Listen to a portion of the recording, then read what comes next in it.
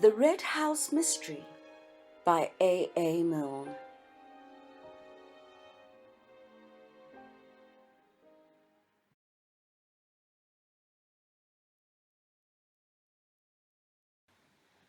Chapter 17.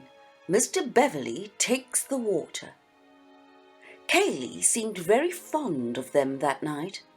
After dinner was over, he suggested a stroll outside. They walked up and down the gravel in front of the house, saying very little to each other, until Bill could stand it no longer. For the last 20 turns he had been slowing down hopefully each time he came to the door. But the hint had always been lost on his companions, and each time another turn had been taken. But in the end he had been firm.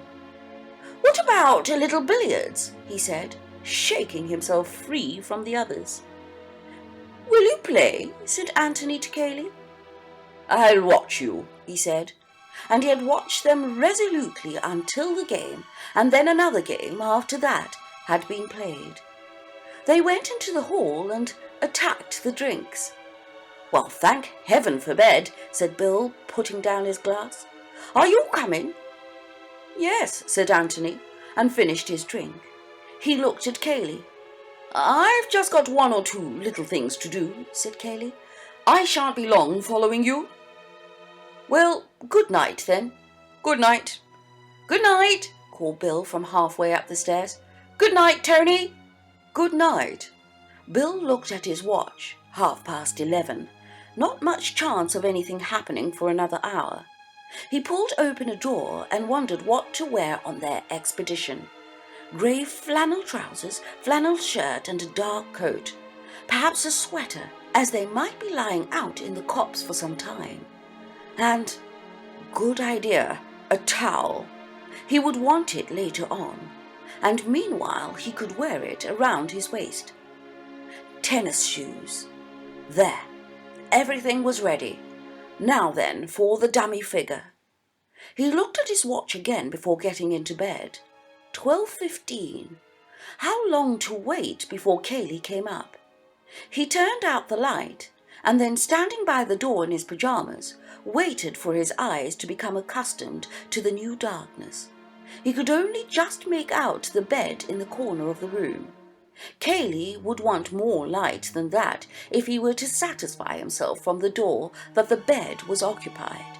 He pulled the curtains a little way back. That was about right. He could have another look later on when he had the dummy figure in the bed. How long would it be before Cayley came up? It wasn't that he wanted his friends Beverley and Giillingham to be asleep before he started on his business at the pond.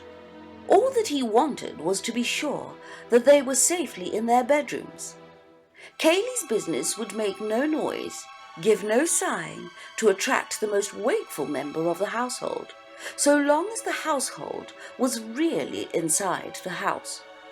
But if he wished to reassure himself about his guests, he would have to wait until they were far enough on their way to sleep not to be disturbed by him as he came up to reassure himself. So it was amounted to the same thing, really. He would wait until they were asleep. Until they were asleep. Asleep. With a great effort, Bill regained the master over his wandering thoughts and came awake again.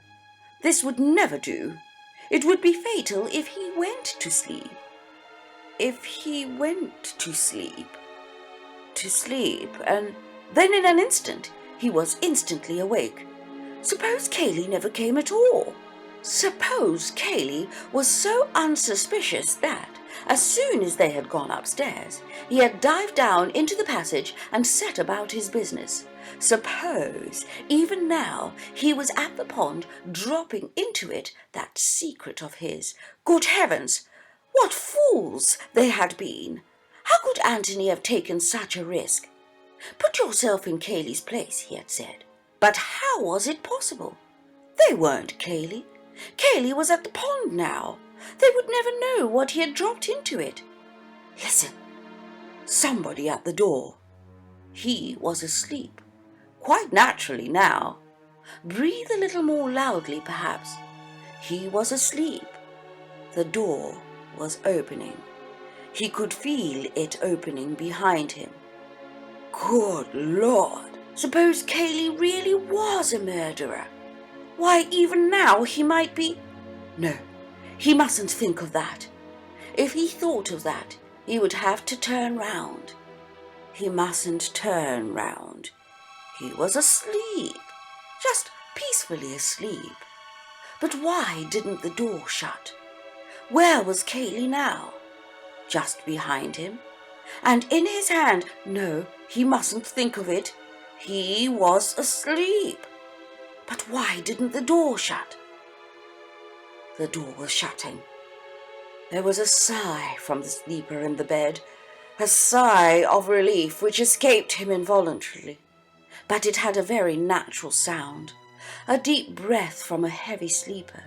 He added another one to make it seem more natural. The door was shut. Bill counted 100 slowly and then got up. As quickly and as noiselessly as possible, he dressed himself in the dark. He put the dummy figure in the bed, arranged the clothes so that just enough, but not too much of it, was showing, and then stood by the door looking at it. For a casual glance, the room was just about light enough. Then very quietly, very slowly, he opened the door. All was still. There was no light from beneath the door of Cayley's room. Very quietly, very carefully, he crept along the passage to Anthony's room. He opened the door and went in. Anthony was still in bed. Bill walked across to wake him up, and then stopped rigid, and his heart thumped against his ribs. There was somebody else in the room. "All right, Bill," said a whispering voice, and Anthony stepped out from the curtains. Bill gazed at him without saying anything. "Rather good, isn't it?" said Anthony, coming closer and pointing to the bed. "Come on, the sooner we get out now, the better." He led the way out the window, the silent Bill following him. They reached the ground safely and noiselessly, went quickly across the lawn and so over the fence into the park. It was not until they were out of sight of the house that Bill felt it was safe to speak. "I quite thought it was you in bed," he said. "I hoped you would. I should be rather disappointed now if Cayley doesn't call again. It's a pity to waste it." "He came all right just now?" "Oh, rather. But what about you?" Bill explained his feelings picturesquely. "There wouldn't have been much point in his killing you," said Anthony prosaically. "Besides being too risky." "Oh," said Bill, and then, "I had rather hoped it was his love for me which restrained him." Anthony laughed. "I doubt it. You didn't turn up your light when you dressed." "Good Lord, no. Did you want me to?" Anthony laughed again and took him by the arm. "You're a splendid conspirator, Bill. You and I could take on anything together." The pond was waiting for them, more solemnly in the moonlight. The trees which crowned the sloping bank on the far side of it were mysteriously silent. It seemed that they had the world very much to themselves. "There's our tree." Almost unconsciously, Anthony spoke in a whisper. "There's our tree. There's mine. As long as you don't move, there's no chance of his seeing you. After he's gone, don't come out till I do. He won't be here for a quarter of an hour or so, so don't be impatient." "Righto," whispered Bill. Anthony gave him a nod and a smile, and they walked off to their posts. The minutes went by slowly. To Anthony, lying hidden in the undergrowth at the foot of his tree, a new problem was presenting itself. Suppose Cayley had to make more than one journey that night. He might come back to find them in the boat, one of them indeed in the water. And if, they decided to wait in hiding on the chance of Cayley coming back again, what was the least time they could safely allow? Perhaps it would be better to go round to the front of the house and watch for his return there, the light in his bedroom, before conducting their experiments at the pond. But then they might miss his second visit in this way, if he made a second visit. It was difficult. His eyes were fixed on the boat as he considered these things, and suddenly, as if materialized from nowhere, Cayley was standing by the boat. In his hand was a small brown bag. Cayley put the bag in the bottom of the boat, stepped in, and using an oar as a punt pole, pushed slowly off. Then, very silently, he rowed towards the middle of the pond. He had stopped. The oars rested on the water. He picked up the bag from between his feet, leant over the nose of the boat, and rested it lightly on the water for a moment. Then he let go. It sank slowly. He waited there, watching, afraid, perhaps that it might rise again. Anthony began to count. Now Cayley was back at his starting place. He tied up the boat, looked carefully around to see that he had left no traces behind him, and then turned to the water again. For a long time, as if it seemed to the watchers, he stood there, very big, very silent in the moonlight. At last he seemed satisfied. Whatever his secret was, he had hidden it, and so, with a gentle sigh, as unmistakable to Anthony as if he had heard it, Cayley turned away and vanished again as quietly as he had come. Anthony gave him 3 minutes and stepped out from the trees. He waited there for Bill to join him. 6, whispered Bill. Anthony nodded. I'm going round to the front of the house. You get back to our tree and watch, in case Cayley comes again. Your bedroom is the left-hand end one, and Cayley's the end but one, is that right? Bill nodded. Right. Wait in hiding till I come back. I don't know how long I shall be, but don't be impatient. It will seem longer than it is. He patted Bill on the shoulder, and with a smile and a nod of the head, he left him there. What was in the bag? What could Cayley want to hide other than a key or a revolver? Guess revolvers sink of themselves. No need to put them in a bag first. What was in the bag? Something which wouldn't sink of itself. Something which needed to be helped with stones before it would hide itself safely in the mud. Well, they would find that out. There was no object in worrying about it now. Bill had a dirt night's work in front of him. But where was the body which Anthony had expected so confidently? Or, if there was no body, where was Mark? More immediately, however, where was Cayley? As quickly as he could, Anthony had got to the front of the house and was now lying in the shrubbery which bordered the lawn, waiting for the light to go up in Cayley's window. If it went up in Bill's window, then they were discovered. It would mean that Cayley had glanced into Bill's room, had been suspicious of the dummy figure in the bed, and had turned up the light to make sure. After that, it was war between them. But if it had went up in Cayley's room, there was a light. Anthony felt a sudden thrill of excitement. It was in Bill's room. War. The light stayed there, shining vividly, for a wind had come up, blowing the moon behind a cloud and casting a shadow over the rest of the house. Bill had left his curtains undrawn. It was careless of him, the first stupid thing he had done, but the moon slipped out again, and Anthony laughed to himself in the bushes. There was another window beyond Cayley's, and there was no light in it. The declaration of war was postponed. Anthony lay there, watching Cayley into bed.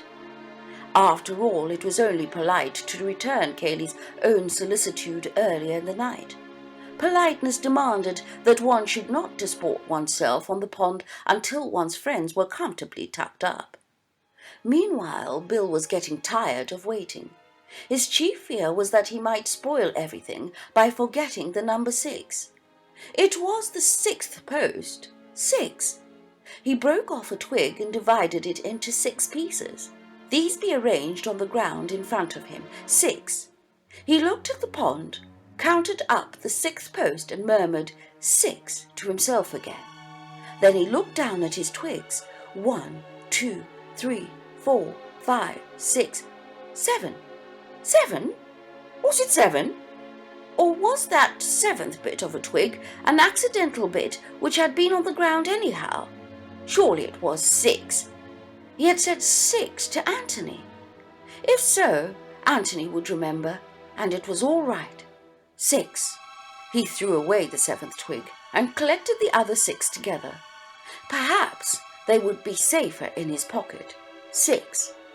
The height of a tall man, well, his own height, 6 feet. Yes, that was the way to remember. Feeling a little safer on the point, he began to wonder about the bag, and what Anthony would say to it, and the possible depth of water and the mud at the bottom, and was still so wondering and saying, "Good Lord, what a life," to himself, when Anthony reappeared. Bill got up and came down to the slope to meet him. 6, he said firmly, 6th post from the end. Good, smiled Anthony. Mine was the 18th, a little way past it. What did you go off for? To see Cayley into bed. Is it all right? Yes. Better hang our coat over the 6th post, and then we shall see it more easily. I shall put mine on the 18th. Are you going to undress here or in the boat? Some here and some in the boat. You're quite sure that you wouldn't like to do the diving yourself? Quite, thanks. They had walked round to the other side of the pond. Coming to the 6th post of the fence, Bill took off his coat and put it in position, and then finished his undressing, while Anthony went off to mark the 18th post. When they were ready, they got into the boat, Anthony taking the oars. Now, Bill, tell me as soon as I'm in a line with our 2 marks. He rowed slowly towards the middle of the pond. You're about there now, said Bill at last. Anthony stopped rowing and looked at him. Yes, that's pretty well right. He turned the boat's nose around until it was pointing to the pine tree under which Bill had lain. You see my tree and the other coat? Yes, said Bill. Right.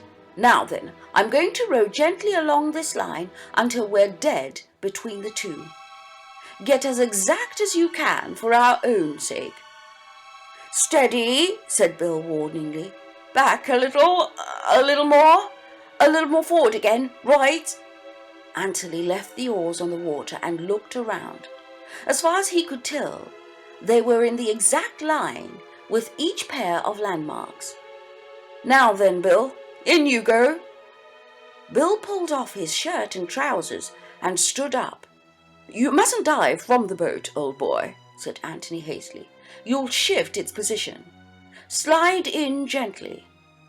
Bill slid in from the stern and swum slowly round to Anthony.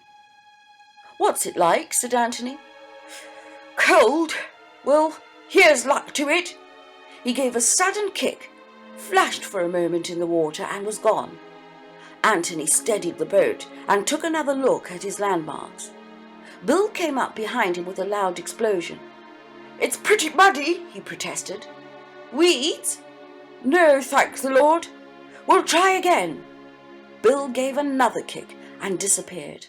Again, Anthony coaxed the boat back into position, and Bill popped up, this time in front of him. I feel that if I threw you a sardine, said Anthony with a smile, you'd catch it in your mouth quite prettily. It's awfully easy to be funny from where you are. How much longer have I got to go on doing this? Anthony looked at his watch. About 3 hours. We must get back before daylight. But be quicker if you can, because it's rather cold for me sitting here." Bill flicked a handful of water at him and disappeared again. He was under for almost a minute this time, and there was a grin on his face when it was visible again. "I've got it, but it's devilish hard to get up. I'm not sure that it isn't too heavy for me." "That's all right," said Anthony. He brought out a ball of a thick string from his pocket. "Get this through the handle if you can, and then we can both pull." "Good man!" He paddled to the side, took one end of the string and paddled back again. Now then, 2 minutes later the bag was safely in the boat. Bill clambered in after it and Anthony rowed back. "Well done, Watson," he said quietly as they landed. He fetched their 2 coats and then waited, the bag in his hand, while Bill dried and dressed himself. As soon as the latter was ready, he took his arm and led him into the copse. He put the bag down and felt in his pockets. "I shall light a pipe before I open it," he said. "What about you?" "Yes." With great care, they filled and lit their pipes. Bill's hand was a little unsteady. Bill noticed it and gave him a reassuring smile. "Ready?" "Yes." They sat down, and taking the bag between his knees, Anthony pressed the catch and opened it. "Clothes," said Bill. Anthony pulled out the top garment and shook it out. It was a wet brown flannel coat. "Do you recognize it?" he asked. "Mark's brown flannel suit." "The one he is advertised as having run away in?" "Yes, it looks like it. Of course, he had a dashed lot of clothes." Anthony put his hand in the breast pocket and took out some letters. He considered them doubtfully for a moment. "I suppose I'd better read them," he said. "I mean, just to see." He looked inquiringly at Bill, who nodded. Anthony turned on his torch and glanced at them. Bill waited anxiously. "Yes, Mark." "Hello?" "What is it?" "The letter Cayley was telling the inspector about, from Robert. Mark, our loving brother, is coming to see—" "Yes, I suppose I'd better keep this." "Well, that's his code. Let's have out the rest of it." He took the remaining clothes from the bag and spread them out. "They're all here," said Bill. "Shirt, tie, socks, underclothes, shoes. All of them." "All that he was wearing yesterday?" "Yes." "What do you make of it?"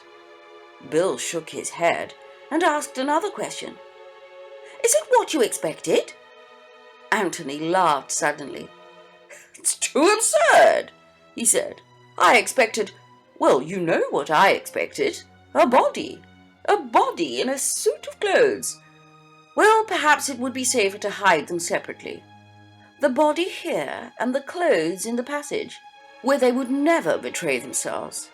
And now he takes a great deal of trouble to hide the clothes here, and doesn't bother about the body at all." He shook his head. "I'm a bit lost for the moment, Bill, and that's the fact." "Anything else there?" Anthony felt in the bag. "Stones, and there's something else." He took it out and held it up.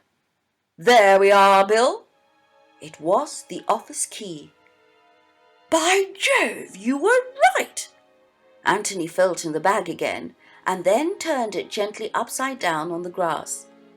A dozen large stones fell out, and something else. He flashed down his torch. Another key. He put the 2 keys in his pocket and sat there for a long time in silence, thinking.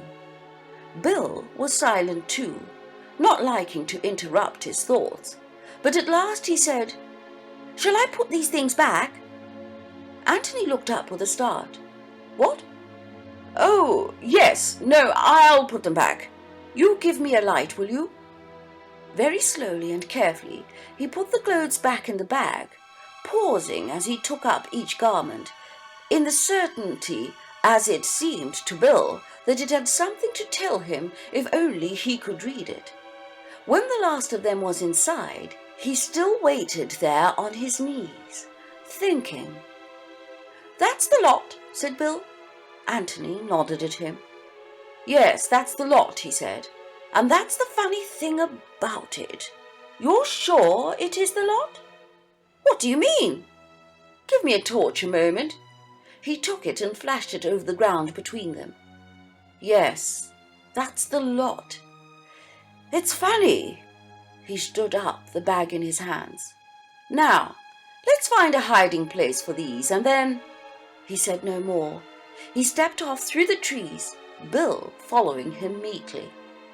As soon as he had got the bag off their hands and were clear of the copse, Anthony became more communicative. He took the 2 keys out of his pocket.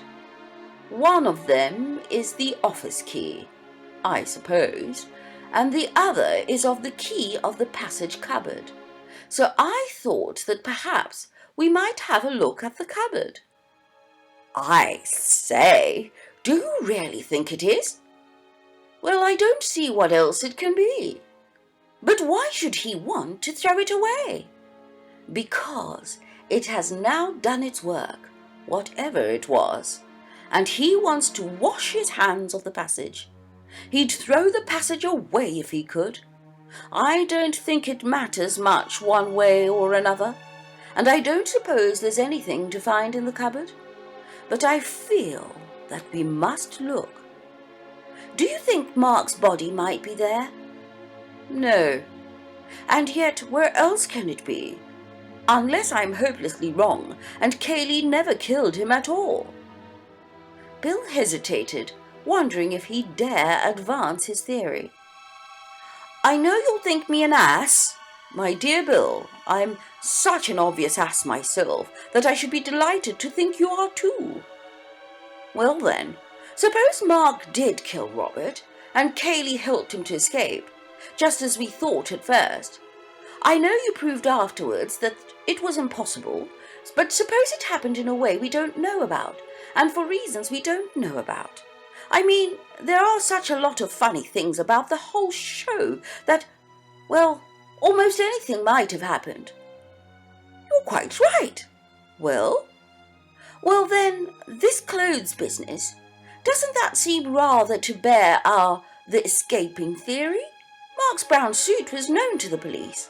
Couldn't Cayley have brought him another one in the passage to escape in, and then have had the brown one on his hands, and thought it safest to hide it in the pond?" "Yes," said Anthony thoughtfully.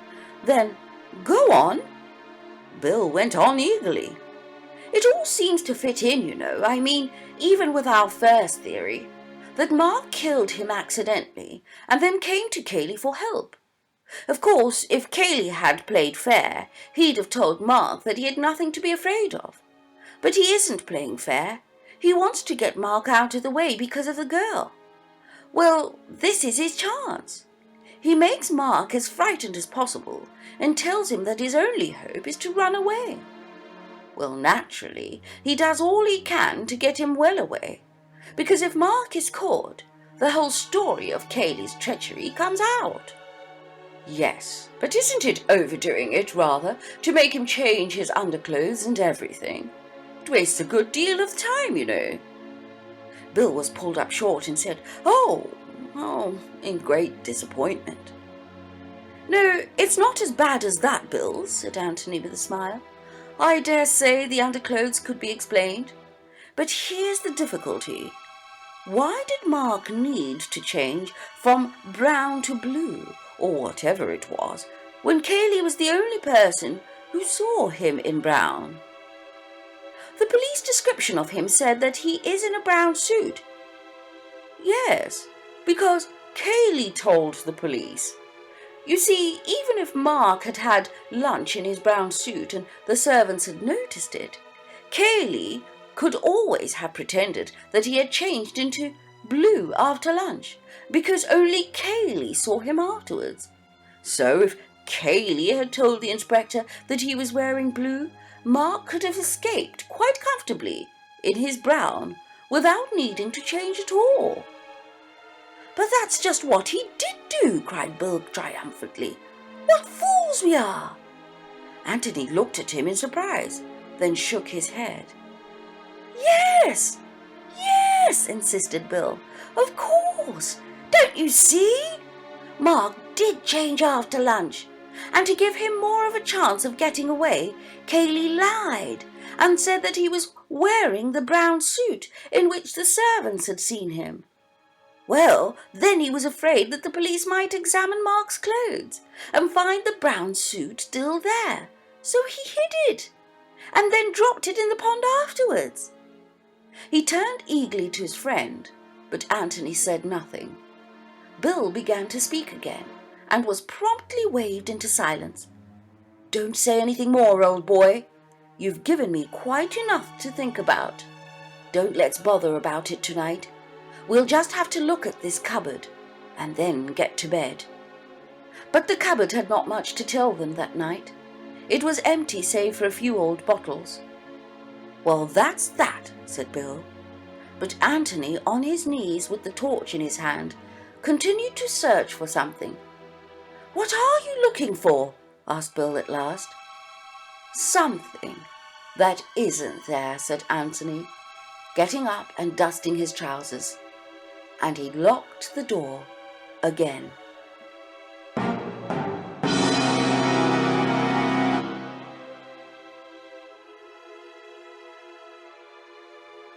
So, what did you think? Any comments? Any ideas?